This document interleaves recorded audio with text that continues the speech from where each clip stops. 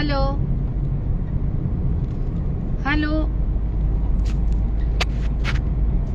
বন্ধুরা, আমি দমদম লোকসভা কেন্দ্রের ভারতীয় ন্যায় অধিকার রক্ষা পার্টির মনোনীত প্রার্থী ডক্টর মনিকা মুখার্জি। আজ সকাল থেকে বুথে বুথে ভিজিট করছি। তো ভিজিট করতে করতে চলে এসেছি বাগুইহাটি জাংরা 81 নম্বর বুথে। একটা ভালো বেশ মেজর প্রবলেম লক্ষ্য করলাম।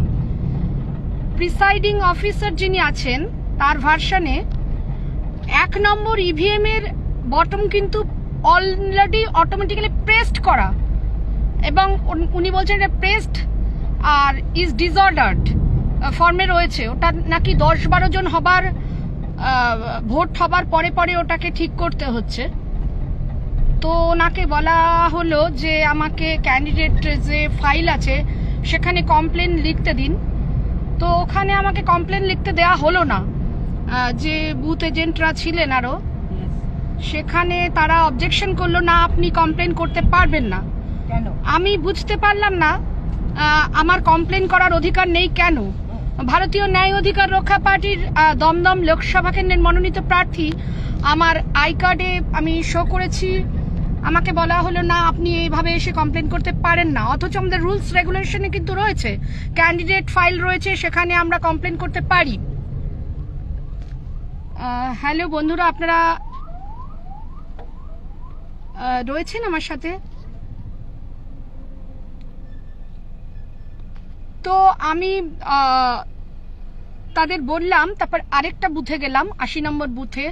প্রিসাইডিং অফিসারকে বললাম যে বটমটা প্রেসড হয়ে রয়েছে, 1 নম্বর বটম। তো উনি আমাকে বললেন যে ওটা মনে করবেন না যে এরর রয়েছে, ওটা ওরকমই রয়েছে, এবং আমরা ওখানে অলরেডি হচ্ছে না। কোনো ক্যান্ডিডেট যদি ভোট দিতে যাচ্ছে ওখানে ভোট দিতে পারছে না, কারণ ওখানে এরর দেখাচ্ছে, ওটা ঠিক করে নেওয়া হয়েছে, ওটা কোনো প্রবলেম না, ওটা হয়ে যাচ্ছে। তো আমরা তো কমিশন কি বলছে এটা জানতে চাও পাবলিকের কাছে? আমি এখন বুঝতে পারছি না যে কোথায় কিভাবে আমরা গণতন্ত্রের এই নজিরবিহীন সাক্ষী আজ 81 নম্বর বুথ জাংরা বাগুইহাটিতে হয়ে রইলাম আমি। আর এই গণতন্ত্রহীন যে মেকি রাজনীতি চলছে তার সাক্ষী ডাক্তার মনিকা মুখার্জি, ভারতীয় ন্যায় অধিকার রক্ষা পার্টি আমি হলাম। আমার যে সাথে যারা ছিলেন তাদের এসেও বললাম, তো সবাই শুনলেন। কিন্তু আমাদের অক্ষম বলে ওরা প্রমাণ দিয়ে নিজেদের যে ওদের স্বৈরতন্ত্রের প্রমাণ ওরা খাড়া করে দিল। আপনাদের কিছু বলবার থাকলে অবশ্যই বলুন, জানান।